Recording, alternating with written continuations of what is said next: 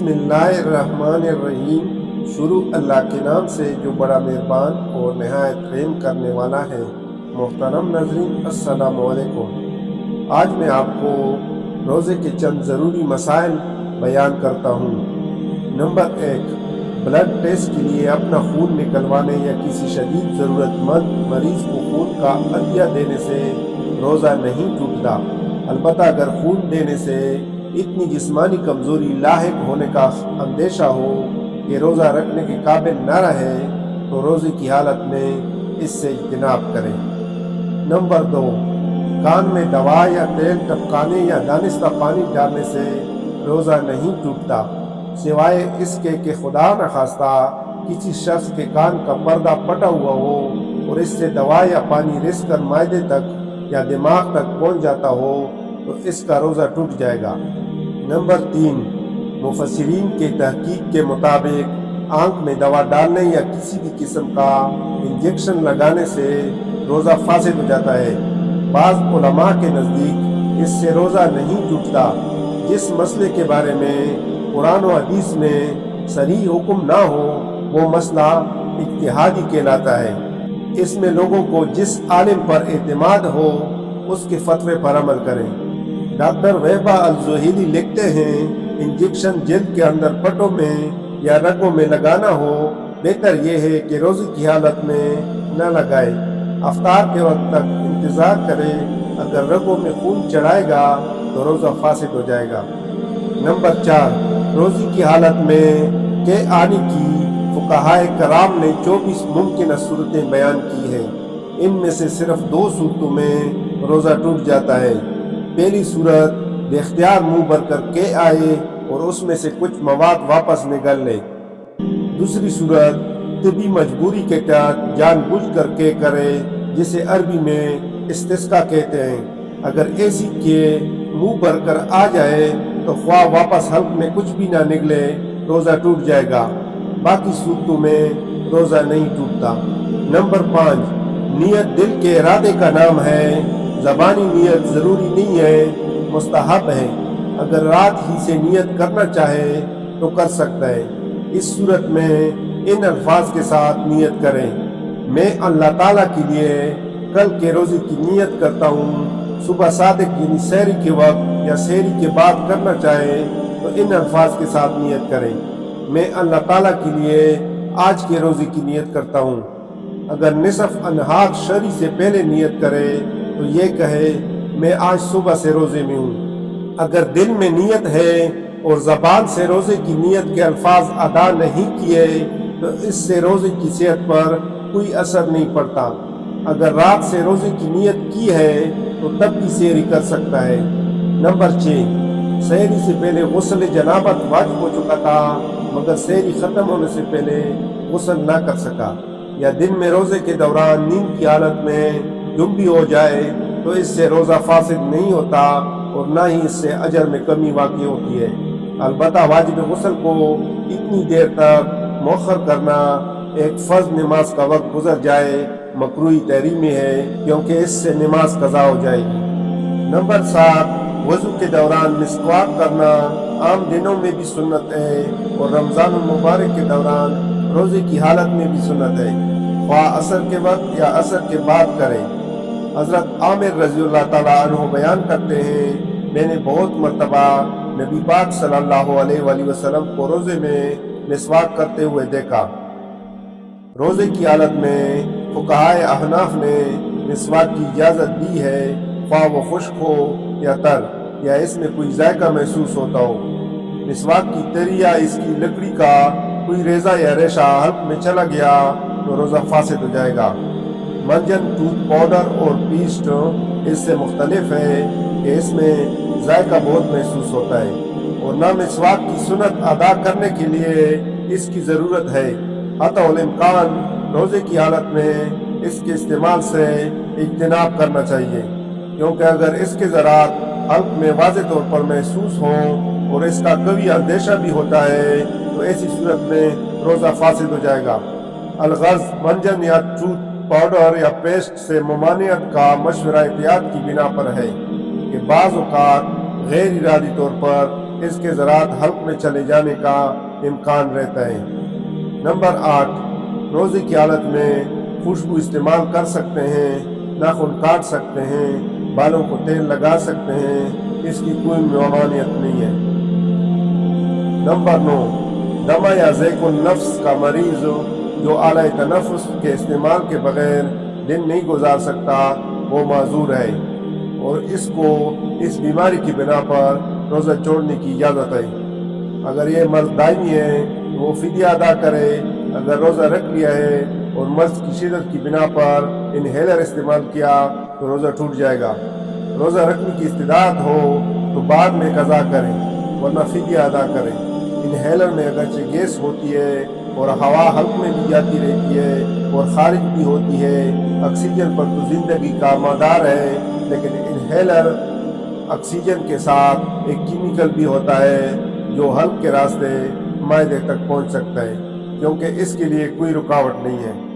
Number 10، انتہائی درجے کے ذیابیطس کے مریض یا ایسے تمام امراض میں مبتلا مریض جن کو خوف خدا رکھنے والا کوئی دیندار ماہر ڈاکٹر مشورہ دے کہ وقفے وقفے سے دوا استعمال کرو یا پانی پیو یا خوراک استعمال کرو ورنہ مرض بے قابو ہو جائے گا، یا کسی عضو یا جان کے تلف ہونے کا اندیشہ ہے، تو ایسے تمام لوگ شرعی معذور ہیں۔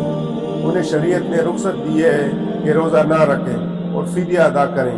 ایسے لوگ دائمی مریض کہلاتے ہیں، لیکن اگر فدیہ ادا کر دیا ہے اور بعد میں اللہ نے اپنے فضل و کرم سے اس بیماری سے صحت عطا کر دی تو قضا بھی کرے، فدیہ میں دیے ہوئے مال کا ثواب اسے مل جائے گا۔ نمبر 11، قرآن مجید میں اللہ تعالیٰ نے ایک روزے کا فدیہ ایک مسکین کا 2 وقت کا کھانا مقرر کیا ہے۔ ہر روزے دار اپنے معیار اور مالی استطاعت کے مطابق فدیہ ادا کرے۔ اللہ تعالیٰ کا فرمان ہے، سو جو شخص خوش دلی کے ساتھ فدیے کی مقرر مقدار سے زیادہ ادا کرے تو یہ اس کے لیے بہتر ہے۔ سورۃ البقرہ آیت 184۔ نمبر 12، اس طرح اللہ تعالیٰ نے رمضان المبارک کے دوران مسافر یا عارضی مریض کو عذر کی بنا پر روزہ چھوڑنے کی رخصت دی ہے، لیکن یہ بھی فرمایا اور اگر تم روزہ رکھ لو تو یہ تمہارے لیے بہتر ہے اگر تم جانتے ہو۔ حدیث مبارکہ میں ہے، حضرت حمزہ بن عمر اسلمی رضی اللہ تعالیٰ عنہ نے برگاہ رسالت میں عرض کی، میں سفر میں روزہ رکھتا ہوں، اور وہ کثرت سے روزہ رکھنے والے تھے۔ آپ صلی اللہ علیہ وآلہ وسلم نے فرمایا، تمہیں اختیار ہے، چاہو تو روزہ رکھو اور چاہو تو چھوڑ دو۔ بخاری شریف 1943۔ انس بن مالک رضی اللہ تعالیٰ عنہ بیان کرتے ہیں، ہم سفر جہاد میں رسول اللہ صلی اللہ علیہ وسلم کے ساتھ سفر کر رہے تھے۔ ہم میں سے بعض نے روزہ رکھا اور بعض نے چھوڑ دیا، دونوں نے ایک دوسرے کو ملامت نہیں کیا۔ بخاری شریف 1947۔ مسافر یا عارضی مریض فدیہ دے کر روزے کی فرضیت سے عہد برآ نہیں ہوں گے، بلکہ انہیں رمضان المبارک کے بعد صحت یاب ہونے پر عذر کی بنا پر چھوٹے ہوئے روزوں کی قضا کرنی ہوگی۔ نمبر 13، حاملہ عورت یا دودھ پلانے والی عورت اپنی یا بچے کی صحت کے بگڑنے سے بچنے کے لیے رمضان کا روزہ چھوڑ سکتی ہیں، لیکن اس کی تلافی فدیے سے نہیں ہوگی بلکہ بعد میں قضا روزے رکھنے ہوں گے۔ اس طرح ایام مخصوص کے دوران عورت روزہ نہیں رکھ سکتی۔ ایام ختم ہونے پر غسل واجب کر کے پاک ہو جائے اور روزے رکھے۔ جتنے دنوں کے روزے چھوٹ گئے ہیں ان کی تلافی فدیے سے نہیں ہوگی بلکہ بعد میں اتنے دنوں کے قضا روزے رکھنے ہوں گے۔ نمبر 15، نوجوان اور جوان عمر حضرات روزے کے دوران بیوی کے ساتھ بوس و کنار سے اجتناب کریں، اگرچہ یہ جائز ہے، لیکن شہوت کے غلبے کے پیش نظر روزے کے فاسد ہونے کا خدشہ رہتا ہے، اس لیے احتیاط کرنا بہتر ہے۔ نمبر 14، گزشتہ رمضان کے روزوں کی قضا اس کے ذمہ باقی ہے تو اگلا رمضان آنے سے پہلے اس کی قضا رکھے۔ تمام فقہائے کرام کا اس بات پر اتفاق ہے کہ ماہ رمضان کے روزوں کی قضا علی الفور واجب نہیں ہے، لیکن بلا عذر اتنی تاخیر کرنا گناہ ہے کہ اگلا ماہ رمضان شروع ہو جائے۔ حضرت ابو ہریرہ رضی اللہ تعالیٰ عنہ بیان کرتے ہیں، رسول اللہ صلی اللہ علیہ وسلم نے فرمایا، جس نے رمضان کا مہینہ پایا اور اس پر گزشتہ رمضان کے روزوں کی قضا باقی ہے، اس کے اس رمضان کے روزے قبول نہیں ہوں گے۔ اور جس نے نفلی روزے رکھے جبکہ اس پر رمضان کے روزوں کی قضا باقی تھی، اس کے نفلی روزے قبول نہیں ہوں گے حتیٰ کہ وہ قضا روزے رکھ لے۔ مسند احمد 8621۔ نمبر 15، رمضان المبارک کے قضا روزوں کا کسی وقفے کے بغیر لگاتار رکھنا ضروری نہیں ہے، بیچ میں وقفہ بھی کر سکتے ہیں۔ نیز یہ بھی ضروری نہیں ہے کہ گرمی کے روزوں کی قضا گرمی کے دنوں میں کی جائے، اور نہ یہ ضروری ہے کہ سردیوں میں قضا شدہ روزوں کی قضا سردی کے موسم میں رکھی جائے۔ اس میں شریعت نے وسعت اور آسانی رکھی ہے، سال کے دوران اپنی سہولت کے مطابق قضا روزے رکھ سکتے ہیں۔ نمبر 16، جس نے بشری کوتاہی کی بنا پر روزہ نہ رکھا، رکھنے کے بعد عذر کی بنا پر توڑ دیا، اس پر صرف قضا لازم ہے۔